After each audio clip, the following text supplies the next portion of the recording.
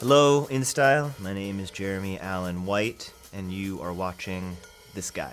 My birthday is February 17th, 1991. I was born in New York, New York. I grew up in Brooklyn, New York. I'll do like an iced latte in the summertime. In the winter, I prefer just hot black coffee. I'm a real like meat and potatoes kind of guy. I like a good steak, or like short ribs with like roasted vegetables, like kind of like a Sunday roast. Like anything in that world is kind of my ideal meal. There's only one movie I've ever gone to see in theaters, left the theater, and then bought a ticket to go watch it again, and that is this movie called The Great Beauty. It was directed by Paolo Sorrentino. It's an Italian movie. I believe it came out in like maybe 2014 or 15 or something like that, yeah. If I'm in Chicago, and this isn't just for the show, I will have an Italian beef sandwich, dipped, hot peppers. That's what I'll do. But if I'm in LA or New York, it's always like, I feel like a turkey, avocado, or like I really like a prosciutto with like a fig jam and like some arugula. But yeah, those are some sandwiches. It was on our last day of shooting The Bear, which wasn't that long ago now. It was, I guess, April. And I had this really, really big scene on the last day, and it had kind of been in my head. So there was like quite a build up. I don't think anybody was putting any pressure on me but myself. I really felt like I let everybody down. I felt like I didn't do great work, and I was able to step away from it, and we had some more stuff to shoot.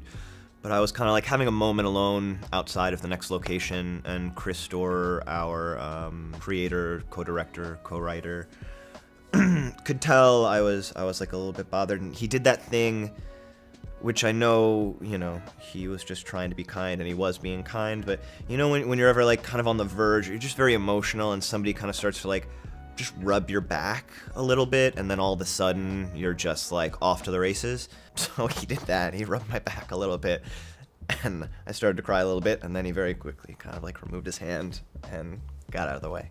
But I think that was the last time. Yeah. I don't have Twitter. I don't go on Twitter, so I think that's kind of helpful and kind of, you know, self-regulating. But yeah, I've been made aware of some of the stuff out there. There's like one in particular. Everybody's decided I look a lot like Gene Wilder, which I agree, but I guess somebody called me ketamine Gene Wilder, or called Carmi ketamine Gene Wilder, which I thought was weird and funny. Yeah. I was clueless in a kitchen, truly useless. And now I'm okay. I've gotten a lot better, but I'm still very mediocre. I just put a lot of the time in, and that's what it takes, you know. Production sent me to culinary school. I got to work in some amazing restaurants under some really wonderful chefs. So I learned a lot. My knife skills got pretty good. There are a few dishes I can cook, but I don't know. I think like the test of like a real chef, a good chef, is like they can kind of walk into anybody's house, open the fridge, open the cabinet, and they can make something. But I'm still, I've got like one eye in the cookbook. I need to run out to the grocery store and get one last thing. That's kind of where I'm at. There's something about his confidence that I really latched onto. He was like very sure of himself in so many ways, and that was something I really admired.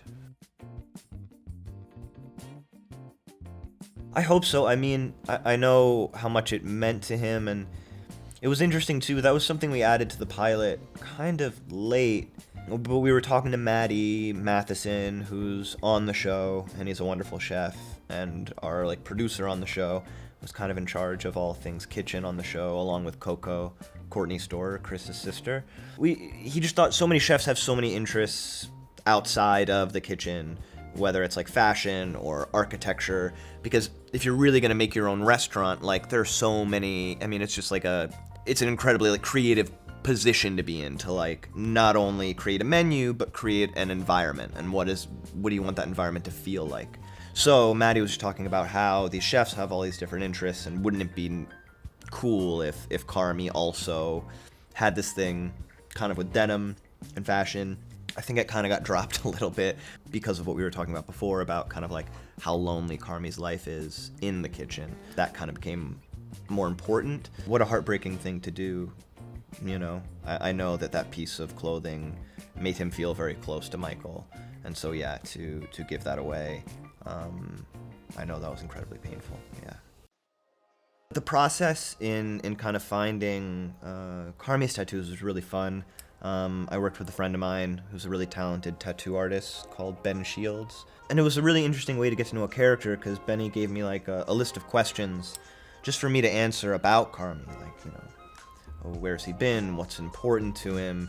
You get pretty like safe tattoos. You get something for your mom or your dad or a boyfriend or a girlfriend, or like an area code, which I got for Carmi, because no one can really challenge you on that, right? So it was great. I got to, I feel like, learn a lot about Carmi through the process of kind of finding his art. Yeah, I think he'll hopefully, you know, open the Bear, which will be, I think, the restaurant of his dreams, but also I think now he's got Sydney on board, and so they'll kind of work together to make something, I'm sure, that kind of works for both of them. And I don't know, like I always thought it could be interesting to explore Carmi really finding success as a chef and kind of getting everything he thought he wanted.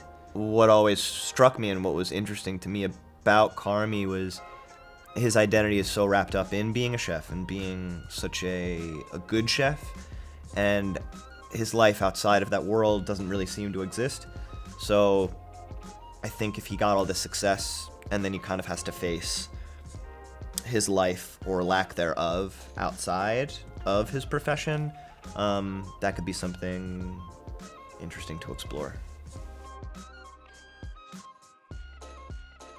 Memoirs I really like. For the Bear, I reread Kitchen Confidential, Marco Pierre White's book. I also read recently this book called Meet Me in the Bathroom, which is kind of like about the rebirth of rock and roll in the early aughts, specifically in New York. I don't know, I like memoirs a lot because it's interesting for me to read about people being so reflective. Like, it would feel very difficult for me to write a memoir because I think it's really difficult to like look at yourself. Changing a diaper is the first thing I do most mornings these days. This is so bad, but my wife and I, we fall asleep watching TV in our room. We have a TV in our room. You're not supposed to do it. It's really bad for you. But if I'm being honest, we fall asleep watching TV. I guess a little bit, but the way, I guess what I feel about astrology is like we as people can kind of hang on to anything that feels like it suits us in that moment, I guess. So I feel like if you tell somebody something positive because it has to do with when they were born, they're gonna latch onto that because I think everybody wants to be good. So no, I don't believe in astrology, and that's the answer to your question. Trained is like that's strong. School of American Ballet came to our elementary school.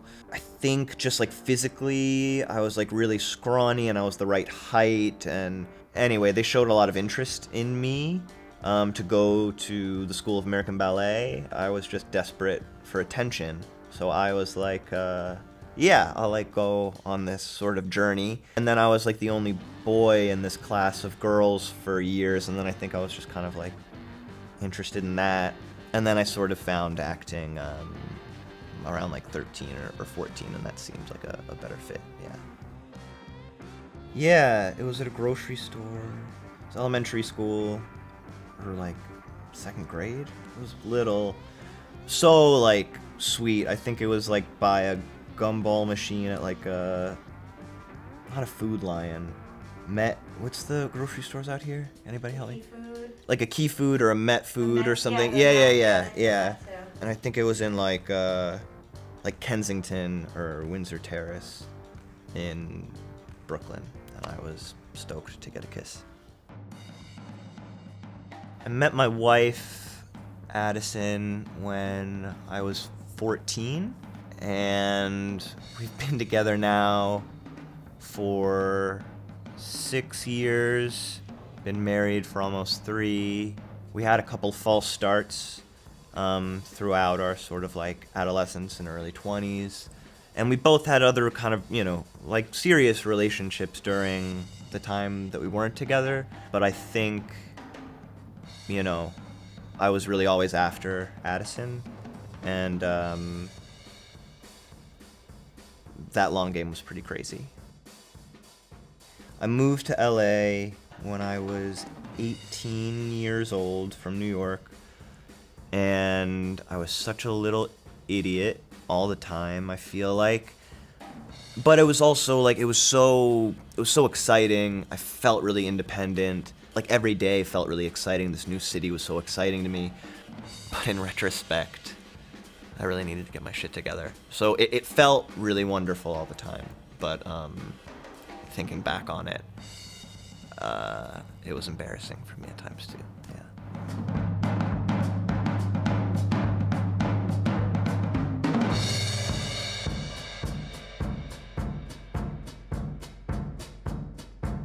Thank you so much, InStyle, for having me. I hope that you enjoy getting to know me a little bit better.